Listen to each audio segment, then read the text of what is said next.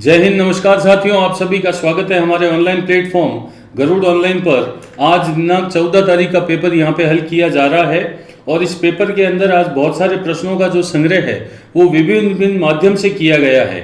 यानी कई प्रश्न इसके अंदर ऐसे हैं जो कई विद्यार्थियों ने हमें व्हाट्सएप के माध्यम से या हमारे टेलीग्राम ग्रुप के माध्यम से भेजे थे। तो आज उन सभी प्रश्नों का यहाँ पे संग्रह है।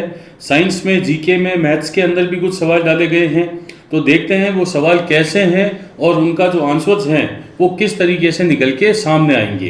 तो यदि आपको भी कोई डाउट है, कोई भी समस्या है, तो आप भी हमें लिख सकते हैं। हमारे व्हाट्सएप नंबर यहाँ पर लिंक में दिए गए हैं।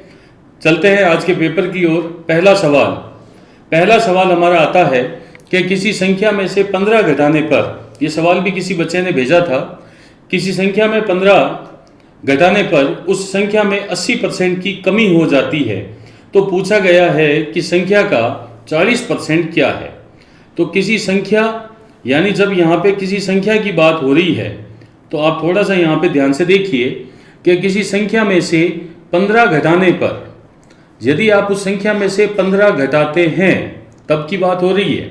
उस संख्या में से 15 घटाने पर वहाँ पे जो कमी हो रही है दोस्तों, वो कमी हो रही है आपकी 80% की। यानी सिंपल सी बात लिखें हम कि सर अगर मैं 15 घटाऊं तो मुझे वहाँ पे 80% कम हो जाएंगे। यानी 15 घटाने पर 80% कम होगा। इसका मतलब ये बात सामने आ गई कि ये जो 15 है ये 80% के बराबर है। क्लियर हो गया। अब इसको करना कैसे है उस बात पे आते हैं। तो हम साफ कहेंगे कि भैया यदि 15 जो है वो 80% के बराबर है तो गुणा किससे करेंगे यहाँ पे। तो अगर मैं यहाँ सर 100 का गुणा करता हूँ तो मैं यहाँ पे पूरा मान निकालूंगा। मुझे यहाँ पे पूरा मान निकालना, लेकिन मेरे सवाल में पूरा मान नहीं पूछा। तो मेरे सवाल में सिर्फ ये पूछा कि 40% क्या होगा। तो आप सिंपल सा लिख दीजिए 15% का मान गया आपका नीचे और यहाँ गुणा होगा आपका किससे, 40 से। तो जैसे ही 40 से आप 80 को काटेंगे, ये 2 बार कटेगा और 2 से 15 कट जाएगा आपका 7.5 बार। यानी आपका जो आंसर होगा दोस्तों वो होगा 7.5। यानी बी ऑप्शन जो है वो यहाँ पे आपका राइट हो जाएगा। क्लियर। बढ़े आगे। अब अगला सवाल हमसे क्या कह रहा है उसको भी देखते हैं। क्वेश्चन बड़ा अच्छा है कि किसी वस्तु के क्रय मूल्य और विक्रय मूल्य, यानी क्रय मूल्य कौन सा मूल्य होता है जिसपे हम किसी सामान को खरीदते हैं, विक्रय मूल्य कौन सा मूल्य होता है जिसपे हम उस सामान को बेचते हैं, का अनुपात जो है वो 10:11 है। इस सवाल में कई बच्चे कंफ्यूज हो रहे हैं। वो कह रहे हैं कि सर अगर ये अनुपात यहाँ पे दे रखा है तो सबसे पहले हम मूल्य कैसे निकालेंगे। तो मूल्य आप नहीं निकाल सकते, क्योंकि ये जो 10:11 है ये कई संख्याओं के बीच में अनुपात हो सकता है। 10 और 11 के बीच में भी हो सकता है, तो हम कहें तो 20 और 22 के बीच में भी हो सकता है। ऐसी कई संख्याएं हैं, तो आप मूल्य यहाँ निर्धारित नहीं कर सकते। अब आपको करना क्या है, तो आप एक काम कीजिए कि ये जो 10 है इस 10 को ही आप यहाँ पे अपना क्रय मूल्य मान लीजिए। इस 10 को यहाँ क्रय मूल्य मान लीजिए और ये जो 11 है इस 11 को आप यहाँ पे अपना विक्रय मूल्य मान लीजिए। वापस से वही बात आ गई कि 10 में खरीदा, 11 में बेचा, 1 रुपये का आपको प्रॉफिट हुआ। तो 10 रुपये के ऊपर 1 रुपये का प्रॉफिट और गुणा किससे हो जाएगा, 100 से। 10 से 100 कट गया, यानी 10% का आपको प्रॉफिट हुआ, जो कि आंसर नंबर बी होगा। क्लियर। चलें अगले सवाल पर। अगला सवाल आ रहा है कि बर्फ यदि शीतलता प्रदान करती है, बर्फ का संबंध यहाँ पे जो है वो शीतलता के साथ है, तो पृथ्वी क्या कर रही है। तो पृथ्वी यहाँ पे गुरुत्वाकर्षण पैदा कर रही है। तो बर्फ शीतलता पैदा करती है तो पृथ्वी गुरुत्वाकर्षण पैदा करेगी। तो आंसर हो जाएगा आपका बी ऑप्शन। अगले सवाल पे देखते हैं। 4 भाइयों की औसत उम्र 12 वर्ष है। तो यदि 4 भाइयों की औसत उम्र 12 वर्ष है तो यानी उनकी कुल उम्र जो है वो कितने वर्ष है, 48 वर्ष। यदि उनकी माँ की उम्र भी शामिल कर ली जाए, अगर माँ और आ जाती है तो यहाँ पे परिवार के सदस्य कुल कितने हो गए, 5। उम्र शामिल कर ली जाए तो कुल औसत में 5 वर्ष की वृद्धि हो जाती है। औसत पहले है सर 12, अब 5 वर्ष की वृद्धि, 5 वर्ष की वृद्धि यानी नया औसत हो जाएगा आपका 17।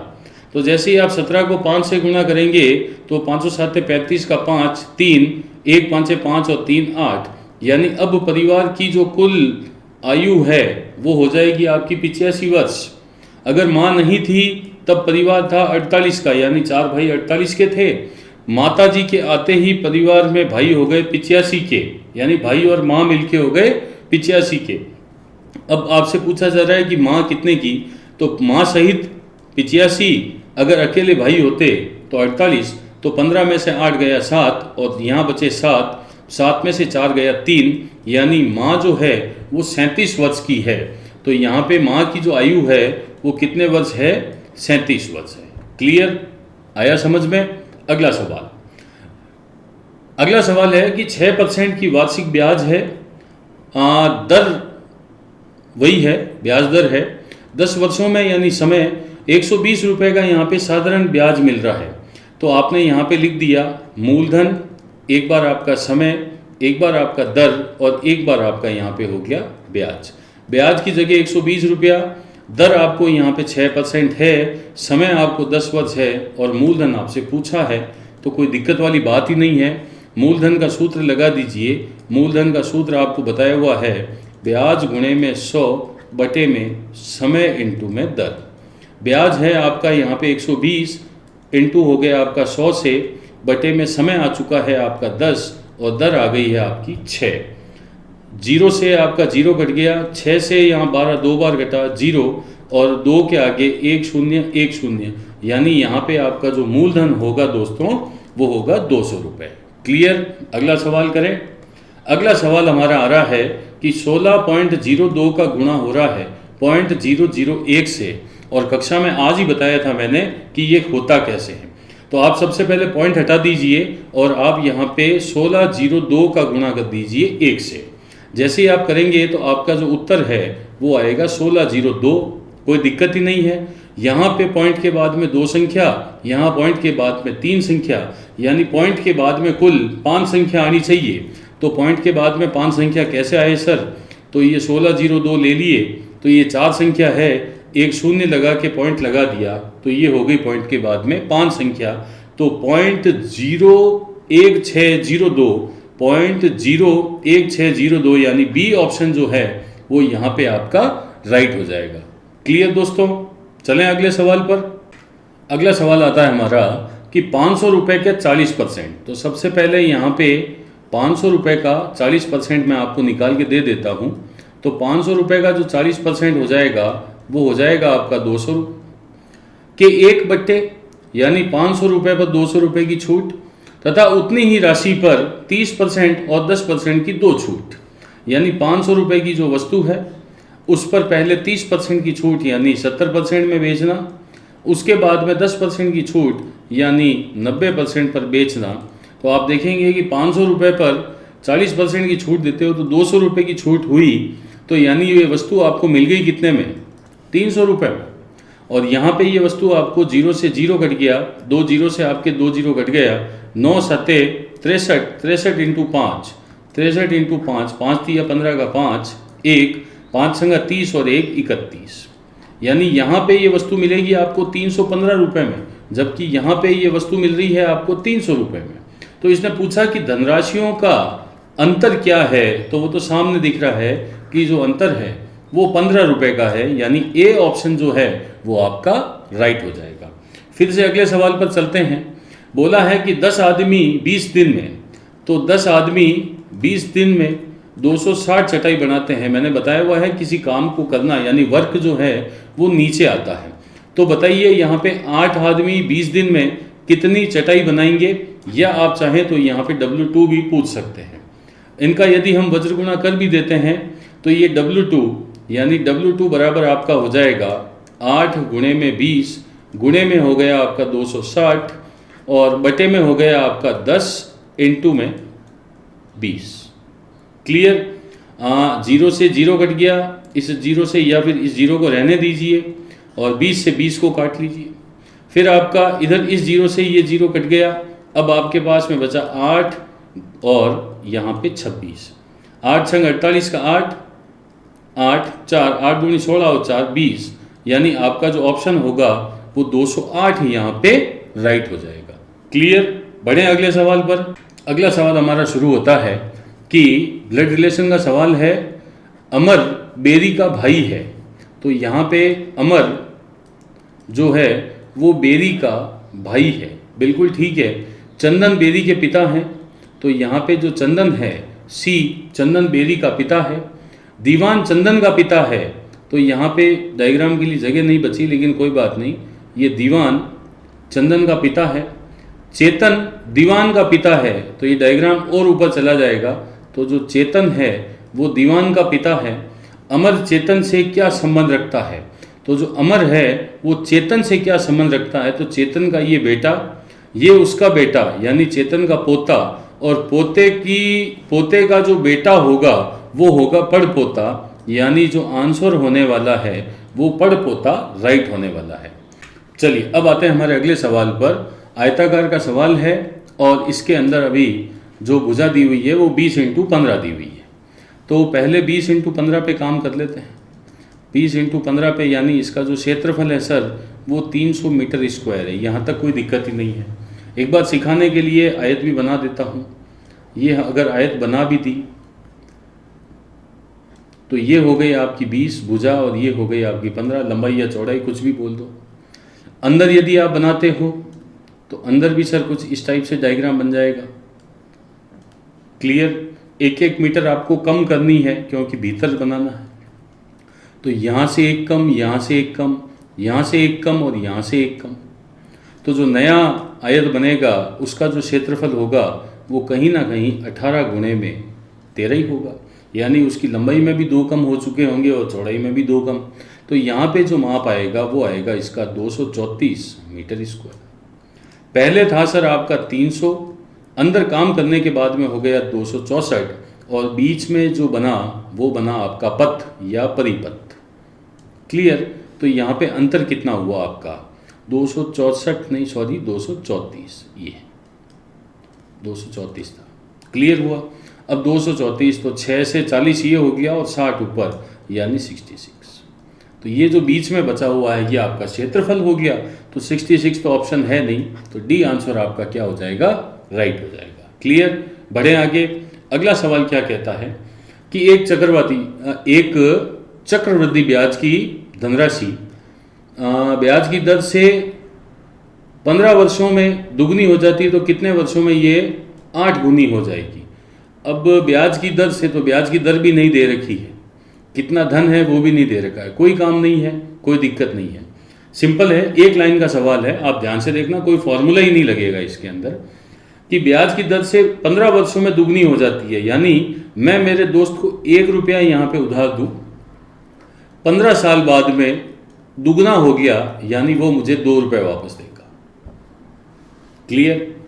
मैंने फिर 2 रुपये दे दिए, मैंने कहा बाद में दे देना, फिर 15 साल बाद में वो मुझे दुगनी राशि यानी यहाँ पे 4 रुपये दे देगा। मैंने कहा और रख दूँ ये पैसे, तो फिर उसने रखा, तो फिर 15 साल बाद में मुझे वो 4 रुपये के डबल यानी कितने रुपए दे देगा? 8 रुपये, यानी 1 रुपये का हो गया यहाँ पे 8 रुपया, यानी मुझे यहाँ पे 8 गुना तो मिल गया। 1 रुपये का 8 रुपया मिल गया, 8 गुना हो गया मेरा। लेकिन उसमें समय कितना लग गया? कितना समय लग गया?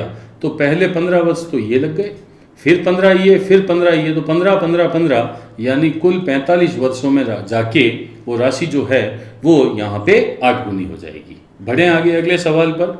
अगला सवाल हमारा क्या कहता है कि 2 संख्याओं का मसप और उनका लसप ये है। तो मैंने आपको एक सूत्र बताया था कि जो भी आपकी पहली संख्या यहाँ पे दी हुई होती है और जो भी आपकी दूसरी संख्या होती है, इन दोनों का यदि जो गुणा होगा वो किन्हीं भी 2 अंकों के एलसीएम और एचसीएफ के बराबर होगा। ऐसा कभी हो ही नहीं सकता कि किन्हीं 2 संख्याओं का जो गुणा है वो उनके एलसीएम और एचसीएफ के गुणा के बराबर ना हो। यदि नहीं हो रहा है तो आपका आंसर कहीं ना कहीं या तो एलसीएम गलत निकाला हुआ है या एचसीएफ गलत निकाला हुआ है। क्लियर हो गया? ये बात बिल्कुल अच्छी तरीके से समझाई हुई है, शायद आज की क्लास में टॉपिक भी था ये। तो 2 संख्याओं का मसप जो है, मसप है आपका 16, लसप है आपका 160। उनमें से एक संख्या, चलो इसे 32 मान लेते हैं, तो दूसरी संख्या क्या है? इसको x मान लेते हैं। तो x का मान निकालोगे तो 160 गुणे में यहाँ पे 16 बटे में आएगा आपका 32, 16 में से 32 गया 2, 2 से ये घटा तो आपका आया यहाँ पे 80। तो आपका बी आंसर जो है वो आपका राइट हो जाएगा। क्लियर, बढ़ जाएं आगे। अगला सवाल हमारा आ रहा है यहाँ पे प्लस माइनस का सवाल है, कुछ नहीं है, लिख ही लेते हैं एक बार इसको। तो 3 पॉइंट में 1 4 6 9, फिर पॉइंट अपनी जगह, ये 6, ये 1 और ये 8 3 और ये 7, और आपको समझ में नहीं आता तो यहाँ शून्य लगा दो, कोई फर्क नहीं पड़ेगा। फिर आ गया आपका 15, तो ये 5 और ये 1, नहीं समझ में आता है कुछ तो ये नीचे 4 शून्य लगा लो, मान को बराबर कर लो, कोई दिक्कत नहीं है। यहाँ पे आपका 9 का 9 हो गया, 7 और 7 14 होता है, यहाँ 6 पूछा है तो 13, 13 का 3 हासिल 1, 4 और 1 5, 5 और 3 8, ये हो गया, 8 और 1 9 आपका ये हो गया, तो 6 और 3 9, 9 5 14 का 4 हासिल 1 और ये हो गया आपका 34। तो 34.9839, 34.9839 पहला ही ऑप्शन यहाँ पे राइट हो रहा है। क्लियर, बढ़ जाएं आगे। अगला सवाल आता है हमारा ए का 90%, यानी ए का 90% बराबर बी का 30%। का से का कट गया, परसेंट से परसेंट कट गया, 0 से 0 कट गया, अनुपात रहा 9:3। उल्टा करेंगे तो पहले इसको काट देते हैं, तो 3:1, और अब उल्टा करेंगे तो हो गया 1:3, यानी ए 1 है और बी 3 है। तो इसने पूछा कि है क्या, तो बी ए क्या है। अच्छा, इसने बी ए पूछा है तो ये तो हो जाएगा ए बी, और बी ए पूछेगा तो वापस इसका उल्टा कर दो, यानी ये हो जाएगा 3:1। तो सवाल का आंसर देते समय ध्यान रखना, यहाँ पे ए बी नहीं पूछा है, यहाँ पे बी ए पूछा है, तो 3:1 ही आपका क्या हो जाएगा, राइट आंसर हो जाएगा। चलें आगे बढ़े। चलिए, अब आता है हमारा अगला सवाल। अगला सवाल है हमारा कि √2 क्या है। तो √2 जो क्या है, अगर ये सवाल पूछा जाता है कि √2 क्या है, तो हम सीधा ही कहेंगे कि √2 जो है वो एक अपरिमेय संख्या है। क्लियर, बढ़े आगे, इसमें कोई बड़ी बात थी नहीं। फिर अगला देखते हैं यहाँ पे कि अगला सवाल हमारा क्या कह रहा है कि 342, 348 और 316 का इकाई अंक क्या होगा, मतलब इनको गुणा करने पर। तो आप कुछ मत कीजिए, पीछे के ये जो अंक हैं इनको आप गुणा कर दीजिए। तो 2 का गुणा आपका हो गया 8 से और 8 का हो गया 6 से। तो 8 संग 48, 48 गुणा यहाँ पे कितना होता है 96। तो 96 का पीछे क्या आया 6, तो इसका जो पूरा गुणा करोगे तो भी यहाँ पे आंसर 6 रहने वाला। चलिए, अब आते हैं अगले सवाल पर कि 2 विषम संख्याओं का अंतर क्या होता है। तो आप कोई भी 2 विषम संख्याएं ले लीजिए, उनका अंतर करके देखिए, फिर इसका आंसर जो है वो सामने आ जाएगा। एक विषम संख्या 35 और एक विषम संख्या ली हमने 25, और इनका अंतर आया 10। एक सम संख्या, एक बार संख्या ली 31, एक बार ली 21, अंतर आया 10 का। एक बार ली 5, एक बार ली 1, अंतर आया 4 का, वो भी सम। एक बार ली यहाँ पे 99, उसमें से घटाया 91, यहाँ पे बचा 8, वो भी सम। तो आप कहेंगे कि सर इसका जो आंसर है वो सदैव क्या होगा, सम होगा। क्लियर, फिर बढ़ें आगे। अगला सवाल हमारा कह रहा है कि 7 की घात -4, 7 की घात -2, 7 की घात -5 और 7 की घात -3 का लसप क्या होगा। तो आपको बताया हुआ है कि जब घातों में समान आधार पर आपका ये जो आधारित सवाल है ये समान आधार पर है, आधार जब समान होते हैं तो यहाँ पे जो घातें होती है इनमें जो मामला होता है वो बिल्कुल क्या हो जाता है, उल्टा हो जाता है। यानी यहाँ पे अगर एलसीएम पूछा है तो बड़ी वाली घात आपका उत्तर होगी, और यहाँ पे यदि बड़ी वाली घात बात करते हैं तो इन सब के अंदर जो बड़ी घात है वो -2 है। तो हम कहेंगे कि डी आंसर जो है वो हमारा राइट है। फिर चलते हैं अगले सवाल पर। 2.5 लीटर दूध का मूल्य 100 रुपये है। अरे भैया 100 रुपये में 2.5 किलो दूध आता है, पॉइंट हटाया, ऊपर 10 गया, 25 से 100, यानी दूध का मूल्य है 40 रुपये पर केजी। 10 रुपये में कितना आएगा, तो 40 रुपये में आता है 1 किलो, तो 10 रुपये में कितना आ जाएगा भैया। तो हम सीधा ही कहेंगे कि भैया 10 रुपये में तो सिर्फ पाव दूध आएगा, यानी 250 ml। क्लियर, अब आखिरी सवाल पे आ रहे हैं। आखिरी सवाल बड़ा अच्छा है कि छूट या बट्टा वस्तु के किस निर्धारित मूल्य पर दी जाती है। तो अच्छा सवाल है, थोड़ा सा ध्यान से पढ़ना कि यदि आपको कोई डिस्काउंट दिया है, बट्टा दिया है, छूट दी है, डिस्काउंट दिया है, वो आपको किस पर दिया जाएगा। यानी जब समझ लीजिए आप कोई टी शर्ट खरीदने गए, उसने बोला भाई साहब 30% का डिस्काउंट मिल जाएगा, तो वो डिस्काउंट देगा किस पर? वो डिस्काउंट देगा उस टी शर्ट पर लिखे हुए उसके मूल्य पर। आ गई बात समझ? तो मूल्य पर यदि डिस्काउंट देगा तो जो वो मूल्य होगा उसको हम कहेंगे यहाँ पे उसका टैग प्राइस, यानी उसका अंकित मूल्य। क्लियर दोस्तों? आशा करता हूँ आज का ये पेपर आप सभी को समझ में आया होगा। आज के पेपर में थोड़ी सी हमारी स्पीड रही थी, क्योंकि एक दो बच्चों के कुछ कमेंट्स आए थे कि सर पेपर जो है वो काफ़ी लेंदी हो रहा है। तो मैंने एक ही बात बोली कि मैंने कहा भैया देखो, डालडा खाना है या देसी घी खाना है तो उसमें तो फ़र्क रहेगा ही रहेगा। हमने ये कहा था कि हम विस्तृत व्याख्या दे रहे हैं। विस्तृत व्याख्या का मतलब होगा कि एक एक प्रश्न का वहाँ पे तोड़ निचोड़ पूरा निकाला जा रहा है, उससे संबंधी सवाल भी दिए जा रहे हैं। अब यदि किसी, जब आपको यहाँ पे मैटर दिया जाएगा, क्वेश्चन समझाया जाएगा, तो बट नेचुरल सी बात है कि जो वीडियो है वो तो लंबा होगा ही होगा। कोशिश हमारी ये रहती है कि हम वीडियो को ज़्यादा लंबा ना करें, लेकिन फिर भी आज हमने उसका एक अल्टरनेट निकाला कि जो हम क्वेश्चन समझा रहे हैं, यदि ये सिर्फ एक थोड़ा सा एक यहाँ पे आज एग्जाम्पल के रूप में ही किया जा रहा है, यदि ये सक्सेसफुल होता है तो हम करेंगे। यदि आप लोगों के कमेंट आ गए कि नहीं सर पहले वाला ही वीडियो ठीक था, तो हम आगे से उसी हिसाब से करेंगे, क्योंकि हमारी वॉइस जो है वो वहाँ पे हम बिल्कुल स्लो रखेंगे, यानी स्पीड नहीं होगी, वहाँ पे बिल्कुल आराम से समझाया जाएगा। और हमारा जो मोटिव है वो कहीं ना कहीं ये था कि जो ऐसे विद्यार्थी हैं जो नहीं जानते हैं कुछ, या पहली बार देख रहे हैं या सीख रहे हैं, तो उनको भी मौका मिल जाए सीखने का। ठीक है, तो प्रयोजन हमारा वही था, लेकिन फिर भी आज थोड़ा सा स्पीड तेज की है।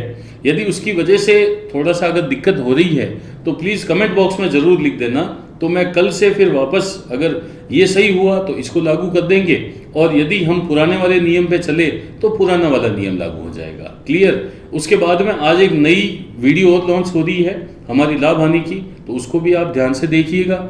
उसके अंदर भी काफ़ी अच्छी चीज़ें हैं जो मैंने आपको बताई है। तो यही था आज का पेपर, और मैं आशा करता हूं कि आज का पेपर आप सबको समझ में आ गया होगा। यदि कोई भी दिक्कत है तो कमेंट बॉक्स में लिखिए। और एक बात और कहूँगा कि जिन लोगों ने अभी तक चैनल को सब्सक्राइब नहीं किया है वो भी अपने चैनल को ज़रूर सब्सक्राइब कर लें। जय हिंद, जय भारत। जय हिंद साथियों, आइए साइंस के क्वेश्चन स्टार्ट करते हैं। फर्स्ट क्वेश्चन आपकी स्क्रीन पे, भूख, प्यास व ताप का नियंत्रण के अंदर कौन सा है? इन तीनों को कंट्रोल में कौन करता है? तो आपके अग्र मस्तिष्क में जो हाइपोथैलेमस होता है वो भूख, प्यास और ताप का नियंत्रण के अंदर है। और बोले कि अगर शरीर के आंतरिक तापमान का नियंत्रण कौन करता है, तो शरीर के आंतरिक तापमान का नियंत्रण भी हाइपोथैलेमस करता है। अगला क्वेश्चन आपकी स्क्रीन पे, पोलियो रोग का रोगजनक कौन सा है? किसका पूछा है? पोलियो रोग का रोगजनक कौन सा है? तो पोलियो रोग का रोगजनक ये यहाँ पे विषाणु हो जाएगा। इसकी पूरी ट्रिक दे रखी है, जो वायरस से होने वाले जो रोग है, ट्रिक है रेखा हमें हिट करके पीछे को लिखा है पोएचे छोड़ गई, जिसमें से रेबीज, खसरा, herpes, meningitis, hepatitis, trachoma, polio, AIDS, चेचक, छोटी माता, डेंगू ज्वर, कलसुआ रोग और इन्फ्लुएंजा, ये सारे के सारे आपके वायरस के कारण होने वाले रोग होते हैं। नेक्स्ट क्वेश्चन, जीवन रक्षक हार्मोन किस ग्रंथि से स्रावित होते हैं? तो जो जीवन रक्षक हार्मोन है वो आपके एड्रिनल ग्रंथि से स्रावित होते हैं, जिसे आपके बॉडीगार्ड ग्रंथि भी कहा जाता है। क्या कह सकते हैं उसको? बॉडीगार्ड ग्रंथि, या फिर लड़ो या उड़ो ग्रंथि भी कहा जा सकता है। अगला क्वेश्चन, मनुष्य में गुणसूत्रों की संख्या कितनी होती है? तो मनुष्य में गुणसूत्रों की संख्या हो जाएगी आपके 46। और अगर बात करें कि चिंपांजी में कितनी होती है, तो वो हो जाएगा आपके 24 जोड़ी। कितना हो जाएगा? आपके 24 जोड़ी हो जाएगा। और अगर बात करें बिल्ली में, तो बिल्ली में हो जाएगा आपके 19 जोड़ी, मटर में हो जाएगा आपके 7 जोड़ी, और गेहूं में हो जाएगा आपके 21 जोड़ी। बढ़ते हैं अगले क्वेश्चन की ओर। नेक्स्ट क्वेश्चन, वृक्क के ऊपरी झिल्ली कौन सी होती है? वृक्क जिसे अपन किडनी बोल सकते हैं या फिर जिसे गुर्दा बोल सकते हैं, उसका जो ऊपरी झिल्ली है वो आपके प्लूरा झिल्ली होती है। नेक्स्ट क्वेश्चन आपकी स्क्रीन पे, हरित गृह प्रभाव में मुख्य गैस कौन सी होती है? मेन गैस जो होती है वो हरित गृह प्रभाव में आपके कार्बन डाइऑक्साइड, जिसका सूत्र होता है CO2, यह मुख्य गैस होती है। नेक्स्ट क्वेश्चन बहुत ही शानदार क्वेश्चन, पूर्ण पाचक रस कौन सा है? मतलब कि जो अपन खाना खाते हैं, कार्बोहाइड्रेट, प्रोटीन और वसा, उसको पूर्ण पचाने का कार्य कौन करती है? तो वो आपके अग्नाशय है। वो अग्नाशय ग्रंथि में जो अग्नाशय रस होता है वो पूर्ण पाचक रस होता है, जिसमें 3 एंजाइम होते हैं, एमाइलेज, ट्रिप्सिन और लाइपेज। एमाइलेज जो आपके कार्बोहाइड्रेट का पूर्ण पाचन करता है, एमाइलेज के बाद में ट्रिप्सिन जो है आपके प्रोटीन का पूर्ण पाचन करता है, और जो लाइपेज है वो वसा का पूर्ण पाचन करेगा। अगला क्वेश्चन, यदि एक पिता का रक्त वर्ग AB, पिता का है AB, और महिला का रक्त वर्ग B हो, तो उनकी संतानों में निम्नलिखित में कौन सा रक्त वर्ग उपस्थित नहीं होगा? इसने बोला है नहीं होगा। तो देखो, पिता का रक्त वर्ग था AB और माता का था B, तो जो उसकी संतान है उसमें A भी हो सकता है, B भी हो सकता है, और यहाँ से ये AB दोनों ही ग्रुप हो सकते हैं। A, B और AB 3 ग्रुप हो सकते हैं, मतलब कि इसमें O ब्लड ग्रुप है वो नहीं होगा। अगला क्वेश्चन, लोहे पर जंग लगने पर भार बढ़ता है, घटता है या समान रहता है? तो जो लोहे पर जंग लग जाता है तो लोहे का वजन बढ़ जाता है। और लोहे पर जंग लगना कौन सी अभिक्रिया है? तो लोहे पर जंग लगना आपके रासायनिक अभिक्रिया है, मतलब उसमें जो परिवर्तन हो जाएगा वो हो जाएगा रासायनिक परिवर्तन। अगला क्वेश्चन, निम्न में से कौन सा परमाणु का भाग नहीं है? परमाणु, ये आपके परमाणु, और परमाणु के जो केंद्रक में है वो आपके प्रोटॉन होता है और न्यूट्रॉन होता है, और इलेक्ट्रॉन बाहर चक्कर लगाते हैं। तो जो परमाणु के भाग हो गए आपके प्रोटॉन, न्यूट्रॉन और इलेक्ट्रॉन, ये भी है प्रोटॉन, न्यूट्रॉन और इलेक्ट्रॉन, मतलब जो ये फोटोन है वो आपके परमाणु का भाग नहीं होगा। अगला क्वेश्चन, टूटी हड्डियों को जोड़ने में किसका उपयोग किया जाता है? टूटी हड्डियाँ, जब हड्डियाँ फ्रैक्चर हो जाती है तो उसको जोड़ने में किसका उपयोग किया जाता है? तो उसका प्लास्टर ऑफ पेरिस का उपयोग किया जाता है, जिसे POP भी कहते हैं, और जिसका फॉर्मूला CaSO4 और हाफ H2O, 1/2H2O, यहाँ ध्यान रखना, क्योंकि ये जो जिप्सम का सूत्र होता है वो हो जाएगा आपके CaSO4 और 2H2O, और जिप्सम से ही आपके प्लास्टर ऑफ पेरिस बनता है। थर्ड जो ऑप्शन दे रखा है आपके शुष्क बर्फ, शुष्क बर्फ का आपके सूत्र हो जाएगा ठोस CO2, तो इसका जो राइट आंसर है वो हो जाएगा आपके प्लास्टर ऑफ पेरिस। अगला क्वेश्चन, प्रकाश वर्ष किसकी इकाई है? प्रकाश वर्ष जो है वो आपके दूरी मापने की इकाई है, जो सूर्य और चंद्रमा के बीच में और पृथ्वी के बीच की दूरी मापने के लिए काम में लिया जाता है, और एक प्रकाश वर्ष बराबर आपके होता है 9.46 × 10⁻15 मीटर। ओके, बढ़ते हैं अगले क्वेश्चन की ओर। द्विफोक्सी लेंस, द्विफोक्सी लेंस या जिसे बोल सकते हैं बाइफोकल लेंस का उपयोग किस रोग में किया जाता है? तो द्विफोक्सी लेंस का प्रयोग जो है वो आपके जरा दृष्टि दोष में किया जाता है। बढ़ते हैं अगले क्वेश्चन की ओर, और यहाँ जो दूसरे ऑप्शन है निकट दृष्टि दोष में आपके अवतल लेंस हो जाएगा, और दूरदृष्टि दोष में आपके उत्तल लेंस का प्रयोग किया जाता है, और अबिंदुकता दोष में आपके बेलनाकार लेंस का प्रयोग करेंगे। ठीक है, नेक्स्ट क्वेश्चन, न्यूट्रॉन की खोज किसने की? तो जो न्यूट्रॉन के खोज करता थे वो जेम्स चैडविक थे, और रदरफोर्ड ने आपके नाभिक का मॉडल दिया था, और न्यूटन ने वो गति के नियम दिए थे आपके। बात करें अगर प्रोटॉन की, तो प्रोटॉन की खोज गोल्डस्टीन ने की थी और रदरफोर्ड ने, और अगर बात करें इलेक्ट्रॉन की तो इलेक्ट्रॉन की खोज जे थॉमसन ने की थी। नेक्स्ट क्वेश्चन, बैरोमीटर का पाठ्यांक धीरे धीरे गिरना किसका संकेत देता है? बैरोमीटर का जो पाठ्यांक है उसका अगर वो धीरे धीरे गिर रहा है, इसका मतलब है कि वर्षा होने वाली है। धीरे धीरे गिर रही है तो उसका पाठ्यांक अगर धीरे धीरे गिरा मतलब वर्षा होगी। अच्छा, अगर अचानक गिरे तो इसका मतलब है कि तूफान आएगा, और धीरे धीरे वापस से बढ़ना वो संकेत देता है कि मौसम साफ होगा, मौसम साफ रहने वाला है। Okay, thank you. जय हिंद, जय भारत। जय हिंद मेरे प्यारे विद्यार्थियों, मैं कलाल सर, और मैं आज आपके सामने प्रस्तुत हुआ हूँ जीके का पेपर सॉल्व कराने के लिए। अगर आपको मेरे द्वारा सोल्यूशन अच्छा लगता हो तो प्लीज़ मेरी वीडियो को लाइक करिए और कमेंट करिए, शेयर करिए। चलिए करते हैं पेपर सॉल्यूशन। ये रहा पहला सवाल। स्वतंत्र भारत के प्रथम उप प्रधानमंत्री कौन थे? जी हाँ मित्रों, स्वतंत्र भारत के पहले उप प्रधानमंत्री मैंने आपसे पूछा है। तो अपना इसका सही जवाब होगा option number C, Sardar Vallabh भाई पटेल। ये वो शख्स है जो भारत के एकमात्र और अंतिम, यही बने थे भारत के पहले और अंतिम उप प्रधानमंत्री। ठीक साथियों, चलते हैं अगले सवाल की तरफ। अगला सवाल है, निम्नलिखित में से कौन से व्यापारी सबसे पहले भारत आए? मतलब जो इंडिया में सबसे पहले व्यापार करने आते ना, उनमें से सबसे पहले कौन आया था? तो साथियों, सबसे पहले आते हैं पुर्तगाली। सबसे पहले पुर्तगाली आते हैं, 1498 की बात है, और ये भारत के अंदर व्यापार करने आते हैं। ठीक साथियों, चलिए आगे बढ़ते हैं, अगला सवाल देखते हैं। अगला सवाल है, संपूर्ण भारतीय संविधान के निर्माण में संविधान सभा को कितना समय लगा था? तो साथियों, यह इसका जवाब होगा, वो होगा 2 वर्ष 11 माह और 18 दिन। ऑप्शन नंबर बी, ये इसका राइट जवाब है। अगला सवाल है, भारत के प्रथम आम चुनाव कब हुए? 1951 में होता है भारत के अंदर पहले आम चुनाव। चलिए अगला सवाल देखते हैं। अगला सवाल है, विधान परिषद का कार्यकाल कितने वर्षों का होता है? तो साथियों, यह इसका जवाब होगा 6 वर्ष। ऑप्शन नंबर बी, 6 वर्ष विधान परिषद का कार्यकाल होता है। चलिए अगला सवाल देखते हैं। भारत के सर्वोच्च न्यायालय के न्यायाधीशों की अधिकतम आयु कितनी होती है?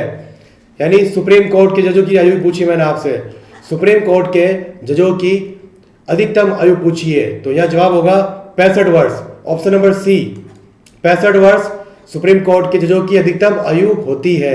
अगला सवाल देखते हैं। अगला सवाल है, पंकज आडवाणी का नाम किस खेल से जुड़ा है? तो साथियों, ये फेमस प्लेयर है बिलियर्ड्स के। Option number A. ठीक है, आगे बढ़ते हैं। अगला सवाल है, लक्षद्वीप की राजधानी है? तो मित्रों, लक्षद्वीप की राजधानी है Kavaratti. Option number B, Kavaratti ये राजधानी है लक्षद्वीप की। आगे देखते हैं, ओणम किस राज्य का प्रमुख त्योहार है? तो साथियों, ओणम है केरल का।